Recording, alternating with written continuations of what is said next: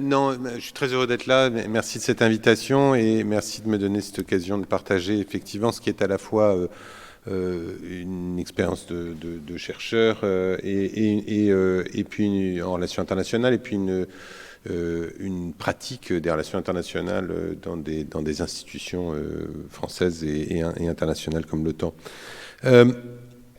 J'ai tout de suite répondu oui à cette invitation parce que je trouve que effectivement cette question de la figure de l'ennemi est quelque chose qui maintenant ça fait une trentaine d'années que je travaille sur ces sujets et que de l'avoir vu réapparaître de manière concrète, c'est-à-dire d'avoir vécu pendant très longtemps, discuté, débattu dans des forums aux Nations Unies, d'avoir préparé des documents de l'Union européenne, je vais y revenir, qui euphémisaient ou faisaient disparaître tout simplement la figure de l'ennemi, ce qui n'était pas forcément le cas de nos adversaires au moins potentiels. Et c'est ça qui est pour moi une des choses à la fois intéressantes et perturbantes, à la fois à titre collectif et à titre personnel dans la réflexion sur ce qui est en train de se jouer et qui est évidemment au cœur qui doit être au cœur de notre réflexion stratégique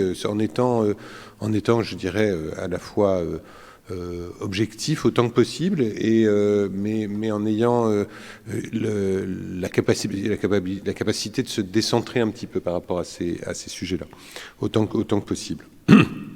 Alors, c'est d'autant plus intéressant que c'est en Europe que la figure de l'ennemi classique dans les guerres a été inventée. Je veux dire, les rivalités héréditaires, stratégiques, les compétitions entre cités-États, entre États, c'est une invention assez européenne qui marque notre littérature tout court et notre littérature militaire en particulier, avec, je veux dire, vous en avez déjà discuté hier, mais au fond, les rivalités classiques, Sparte, Athènes, Rome, Carthage, etc., sont des choses qu'on a toujours pensées et qui ont fabriqué également la figure de l'ennemi héréditaire qu'on a porté dans le cas français de l'Empire d'Autriche, l'Angleterre, l'Allemagne, et d'ailleurs qu'on traîne jusqu'au football, hein, on va dire, en essayant de fabriquer cette figure de l'ennemi héréditaire à qui on prêtait énormément de caractéristiques qui, d'ailleurs, le mettaient à distance. Hein. Cet ennemi héréditaire n'était pas nous, d'une certaine manière.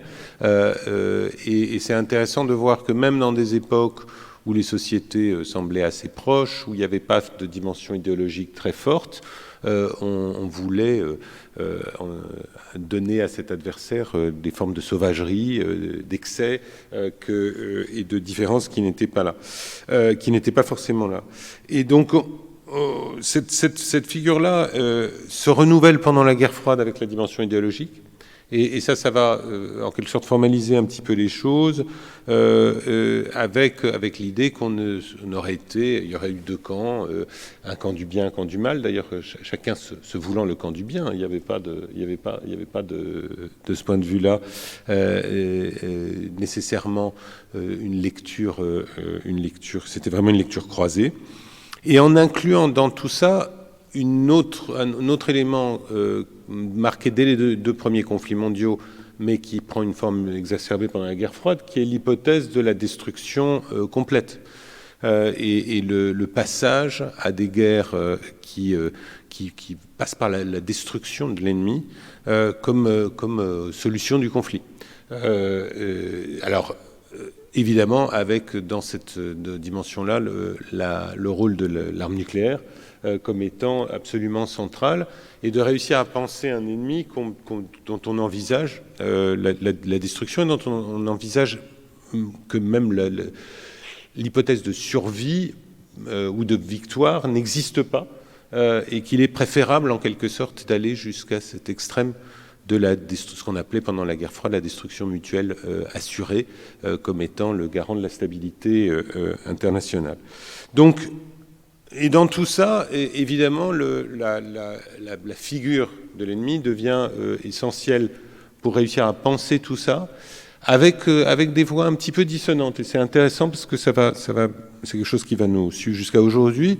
Dans le cas de la France, au moment où émerge la dissuasion nucléaire française, on ne va pas forcément désigner l'ennemi. Alors en pratique, tout va tourner autour de l'Union soviétique. C'est à la fois la portée des missiles, l'entraînement des aviateurs, etc. Tout ça va être tourné vers la menace soviétique. Mais on va attendre, et c'est intéressant, 1983 pour le désigner.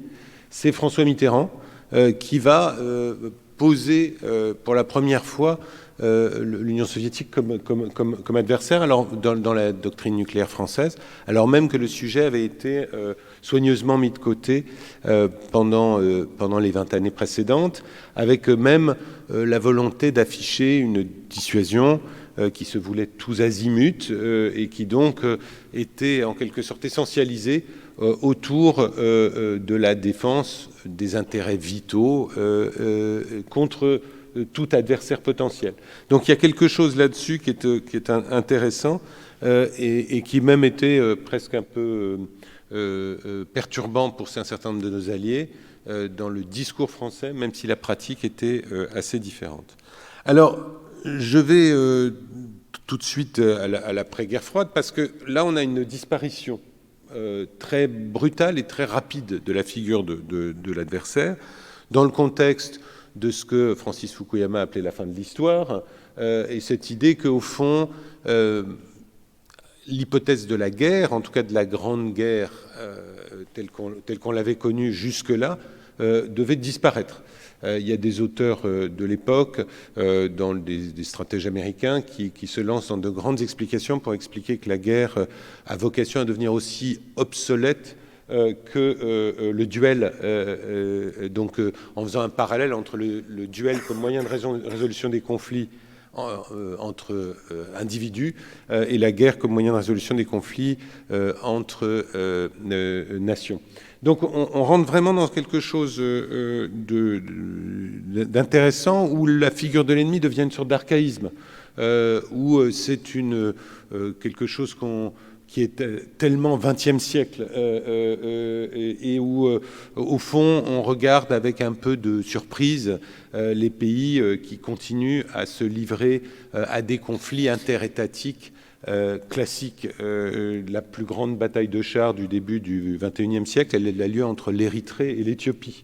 Et ça apparaît comme étant une sorte d'archaïsme. Et au fond, on construit, vous en avez parlé hier, l'idée d'une paix par le commerce, d'une paix par le droit, qui viennent réguler tout ça et où chacun est appelé à imaginer quelle relation coopérative on va avoir avec ses voisins. Et le projet même d'Union européenne est fondamentalement dans cette logique-là. C'est l'archétype même de tout ça. C'est l'élimination du conflit violent entre ses membres dans une logique de coopération et extrêmement poussée, d'intégration, et l'élimination, au fond, de l'hypothèse de la guerre dans l'espace européen.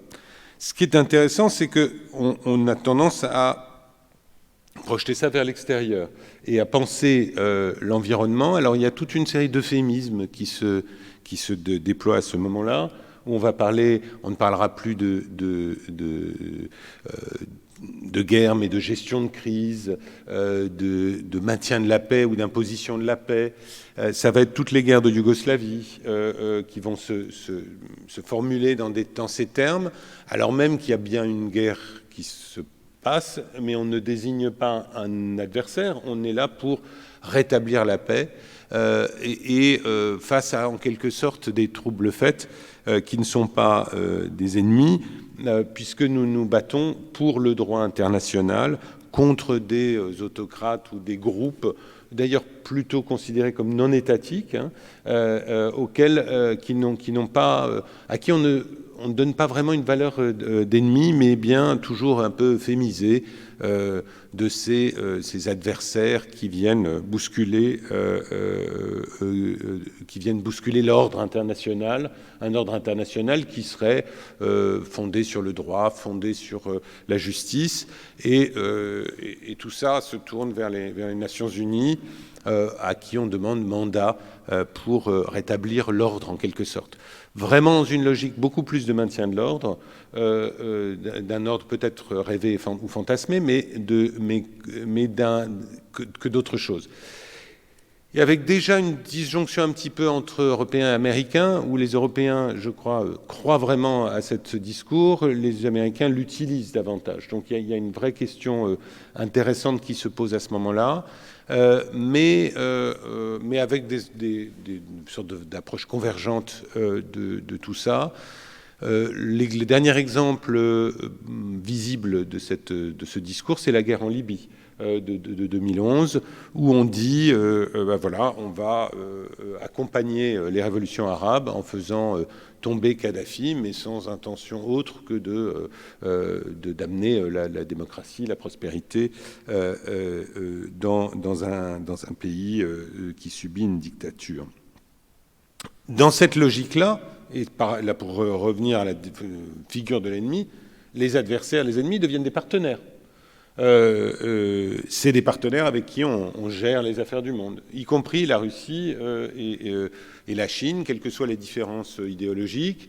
Ce sont des pays qui, d'abord, convergent vers un modèle, par hypothèse, convergent vers un modèle qui est proche et voisin, et qui ensuite imaginent. Et donc, on va là aussi développer tout un discours et une réflexion sur l'idée que, d'une part, la globalisation économique amène à un rapprochement politique, hypothèse qui va être sévèrement contredite, et d'autre part, l'idée que on est dans une logique de gestion collective, de sécurité collective, pour prendre la formule consacrée, où on essaie de gérer ensemble les affaires du monde. Alors, tout ceci va se fracasser dans les années 2010. Se fracasser de deux manières. D'abord, à travers le retour, dans un premier temps, d'une figure de l'ennemi à travers le terrorisme. Et en particulier à travers Daesh. Alors on aurait pu dire Al-Qaïda le 11 septembre, ça a précédé ça, et effectivement les Américains ont eu leur moment de guerre contre le terrorisme qui commence en 2001. Mais pour les Européens, je pense que c'est vraiment les années 2010 qui marquent ce tournant, avec l'arrivée du terrorisme sur le territoire européen, les différentes étapes de tout ça. Et c'est intéressant parce qu'on a une situation où on se trouve de manière assez perturbante confronté à des groupes qui se proclament comme nos ennemis et qui ciblent nos territoires avec une violence qu'on avait oubliée d'une certaine manière et qui amène la violence sur le territoire européen avec des actes terroristes que vous avez tous en mémoire pendant cette séquence-là. Et finalement, on est en quelque sorte obligé de reconstruire une figure de l'ennemi. C'était intéressant à l'époque, Jean-Yves Le Drian avait écrit un petit bouquin parce qu'il réfléchissait comme ministre de la Défense à justement qui est l'ennemi. Et je trouvais que c'était assez frappant de voir finalement un ministre qui s'interrogeait de manière ouverte, un peu intello, sur qu'est-ce que c'est que cet ennemi et qu'est-ce que ça veut dire d'avoir un ennemi. C'était quasiment exclusivement autour de Daesh, même s'il y avait quelques réflexions sur autre chose. Deuxième temps de ce réveil stratégique, le retour des rivalités de grandes puissances. Et en particulier avec la question de la Russie et plus récemment ou d'une manière différente de la Chine. Tout ceci est extrêmement déconcertant, voire perturbant pour les Européens qui ont non seulement imaginé qu'ils avaient fabriqué la paix entre eux, ce qui est vrai, et reste vrai, Dieu merci, mais qui imaginaient également que en quelque sorte par capillarité, de manière un peu rêvée, cette paix s'appliquait à leur voisinage. que nous étions entourés de partenaires. J'ai retrouvé, en préparant ce topo, l'ouverture de la stratégie européenne de sécurité de 2003, qui dit « L'Europe n'a jamais été aussi prospère, aussi sûre, ni aussi libre. La violence de la première moitié du XXe siècle a cédé la place à une période de paix et de stabilité sans précédent dans l'histoire européenne. » C'était il y a 20 ans, un peu plus de 20 ans. On voit bien que cette affirmation, et c'est l'Union européenne dans son ensemble qui décrit ça. Et ensuite, ça continue en expliquant que nous sommes entourés d'amis avec lesquels nous coopérons. Donc l'Europe n'avait plus d'ennemis, et elle traitait en quelque sorte de défis de sécurité résiduels ou globaux, ce qui allait des conséquences du réchauffement climatique à la prolifération des armes de destruction massive dans quelques États un peu marginaux, ou au terrorisme, mais plus du tout une pensée de l'ennemi comme ça. Et là-dessus arrive une sorte de choc qui est d'être désigné comme ennemi par d'autres, ce qui est extraordinairement compliqué. Alors, je parlais tout à l'heure des groupes terroristes, avec l'Occident qui devient la figure de l'ennemi pour ces groupes, et sans espace ni de discussion ni de négociation. Il ne s'agit pas de dire est-ce qu'on peut trouver un mode de vivre ensemble avec Daesh. C'est pas le projet politique qui nous est proposé. Et donc, ça, c'est un premier élément de perturbation. Et alors, ça devient encore plus perturbant quand ça vient d'États. Et quand la Russie, progressivement, réintroduit la figure de l'adversaire et de l'ennemi dans son discours, et au fond, on se trouve tout à fait sourd devant cet élément-là. Pendant l'ensemble de l'après-guerre froide, et en réalité dans une période qui va de 1989 à 2022, on va construire un discours sur la notion de partenariat. Partenariat entre l'OTAN et la Russie, entre l'Union européenne et la Russie, entre les États-Unis et la Russie, partenariat qui prend des formes diverses, des accords de désarmement, du développement économique, des investissements croisés, l'idée qu'au fond, à la fois les sociétés, les États vont se rapprocher, voire ont même vocation à s'intégrer. C'est très frappant. Moi, vous disiez que j'étais à l'OTAN. Jusqu'en janvier 2022, le Conseil OTAN-Russie se réunit. On invite les Russes à venir à l'OTAN pour discuter des problèmes partagés. Quand je suis arrivé à l'OTAN en 2016, il y avait encore toute une mission russe qui avait des badges qui se promenaient dans les couloirs dans une relation, alors même qu'on était après l'annexion de la Crimée. Donc on est dans quelque chose où il y avait une sorte de déni des Occidentaux. Là-dessus, Sylvie Kaufmann a écrit sur les aveuglés et notamment comment Français et Allemands ont entretenu ce déni. Et on n'a pas cessé pendant toute cette période d'aller d'engagement en réengagement, de discussion et de dialogue. Donc il y a eu tout un effort par les présidents français, les chanceliers allemands, les présidents américains successifs pour faire tout ça. Et pendant ce temps-là, Vladimir Poutine, de son côté, remet en place, lui, la dialectique de l'ennemi de manière très, très nette. Il le fait publiquement dans un discours à la conférence de Munich sur la sécurité en 2008. Il remet cette rivalité au centre de la géopolitique, de sa géopolitique. Il l'écrit dans des doctrines de sécurité qui sont publiques. Je veux dire, tout ça n'est pas, c'est pas un processus caché de type du KGB qui fait des documents dans son coin. Il nous le dit, il nous le répète, et on fait mine on décide de ne pas l'entendre, de dire mais non, pas du tout. En fait, il veut nous dire quelque chose. Moi, j'ai le souvenir au moment où il se retirait d'un accord de désarmement dès 2008, mon patron au Quai d'Orsay qui m'expliquait que non, il avait choisi de casser le bol Ikea et pas le vase Ming en choisissant cet accord qui n'était pas très important. Il se trouve que c'était l'accord sur les forces conventionnelles en Europe, qui était l'accord qui permettait de déployer des troupes le long de la frontière géorgienne ou ukrainienne, sans qu'il y ait de contrôle, sans qu'il y ait les mesures de confiance et de vérification qui avaient été mises en place à la fin de la guerre froide avec Gorbatchev. Donc c'est vraiment assez intéressant de voir cette évolution-là. Ça se traduit aussi par une course aux armements. Là aussi très perturbante, puisque c'était une logique qu'on avait abandonnée. Course aux armements conventionnels, avec la remontée en puissance de la Russie, somme toute légitime, après, au moment où elle retrouve des capacités économiques, mais également course aux armements nucléaires, là aussi beaucoup plus perturbante, dans la mesure où il y avait l'idée que le rôle de l'arme nucléaire avait vocation à se restreindre et qu'on allait vers un monde où il y aurait toujours moins d'armes nucléaires, où la centralité de l'arme nucléaire disparaîtrait, là aussi que de changements. Enfin, l'usage de la force en Géorgie en 2008, en Ukraine dès 2014 et de manière massive depuis 2022.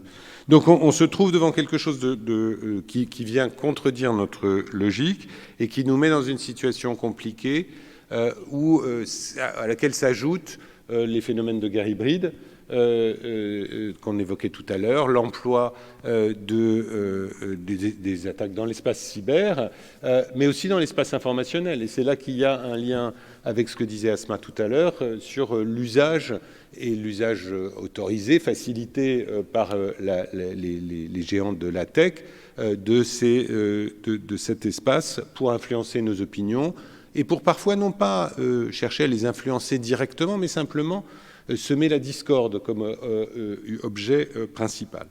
Et bien sûr, les menaces nucléaires. Donc on est vraiment dans un retournement qui fait qu'on est dans cette logique où on essaye de maintenir et on refuse cette figure de l'adversaire, on continue à euphémiser cette relation pour arriver dans autre chose. Donc, au fond, on redécouvre la problématique de l'ennemi aux frontières de l'Europe, de cette barrière de feu au milieu de l'Europe qui se déploie en Ukraine, avec ces images qui sont des images du premier ou du second conflit mondial, beaucoup, mais avec la technologie du 21e siècle. Donc c'est intéressant au plan militaire de voir ça, et avec une forme de violence et d'ampleur du conflit en Ukraine qui est absolument impensable pour nos sociétés. Les pertes subies par les deux parties s'élèvent par centaines de milliers. C'est une génération entière qui est fauchée, soit tuée, soit gravement blessée, probablement traumatisée, et qui transforme de manière très profonde les sociétés russes et ukrainiennes. Donc on est dans quelque chose qui est extrêmement difficile à réfléchir et auquel on ne s'était en quelque sorte pas préparé. S'ajoute à ça, et je termine là-dessus, au fond, pour les Européens, la complexité de penser tout ça dans un environnement déstabilisé, avec la question américaine, dont parlait Asma tout à l'heure. Comment est-ce que les Européens pensent la compétition stratégique ? Alors, cette image des herbivores dans un monde de carnivores que le président de la République a repris il n'y a pas longtemps, mais qui fait partie effectivement du discours stratégique depuis une bonne dizaine d'années. Donc, comme quoi, je crois que le premier à l'avoir inventé, c'était Gideon Rachman, un éditorialiste du Financial Times, il y a une bonne dizaine d'années. Cette image-là, qui a été prise et reprise par différents politiques, elle nous interroge parce que la figure de l'ennemi, elle est au cœur de cette réflexion géopolitique. Comment est-ce qu'on peut penser la compétition stratégique alors qu'on pensait la coopération économique et politique? Comment est-ce qu'on peut penser contre nous-mêmes, c'est-à-dire penser en se disant, la manière dont abordent ces questions des États qui ne pensent pas comme nous, et pas simplement en les créditant d'irrationalité, ce serait une erreur. Il y a une forme de rationalité profonde qui repose sur des logiques de jeu à somme nulle, de dialectique où il n'y a pas d'entre-deux. On est un ennemi ou un ami. Il n'y a pas de résultat dans lequel on peut avoir un résultat positif pour les deux parties. Soit on gagne quelque chose, soit on perd quelque chose. Et finalement, l'impossibilité des zones grises dans tout ça. Et ça, c'est vraiment très intéressant de voir comment des pays neutres ont renoncé à la neutralité dans ce contexte. La Suède, après plus de 210 ans de neutralité choisie, décide qu'elle ne rejoint l'OTAN en 2022. La Finlande rejoint l'OTAN. Alors c'était une neutralité plus imposée, mais ce n'est pas un pays qui avait une tradition d'intégration dans les alliances militaires. La Moldavie, qui avait choisi de mettre dans sa constitution le fait qu'elle n'avait aucune vocation à rentrer dans d'autres organismes pour apaiser la Russie, est dans un débat très vif sur tout ça. Et donc la Suisse même a un débat sur la neutralité, donc on est vraiment dans quelque chose d'assez passionnant.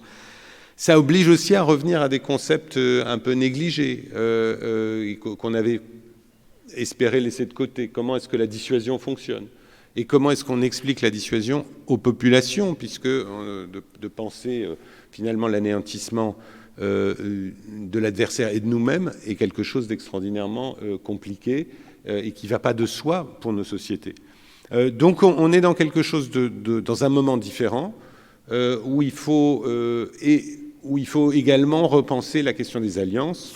Et je termine là-dessus, dans le contexte américain que Asma décrivait, où au fond,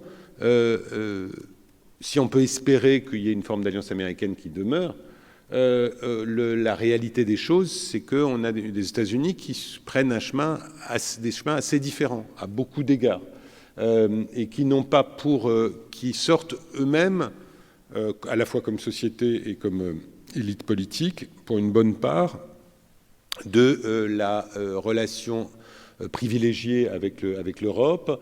Et au fond, la question qu'on peut se poser, et là je rejoins Asma, c'est l'idée que est-ce que nous sommes dans des modèles de société qui sont si voisins que ça, dans la société telle que Musk ou Trump l'envisagent, ou est-ce qu'on est ou peut-être sont-ils simplement en avance, et ce type de société, on va se rejoindre dans un système différent. Mais ça pose aussi la question, je veux dire, Trump a dit que l'Europe était à peine mieux que la Chine dans sa vision du monde. Donc on a quand même, alors là c'est son obsession pour les questions commerciales, mais il y a quelque chose qui doit nous interroger sur comment est-ce qu'on pense tout ça et comment est-ce qu'on arrive justement à la fois réintégrer dans notre réflexion stratégique cette figure de l'ennemi, mais sans singer la manière des autres de décrire les adversaires, les rivaux stratégiques. Et je crois qu'on est juste au début de cette réflexion.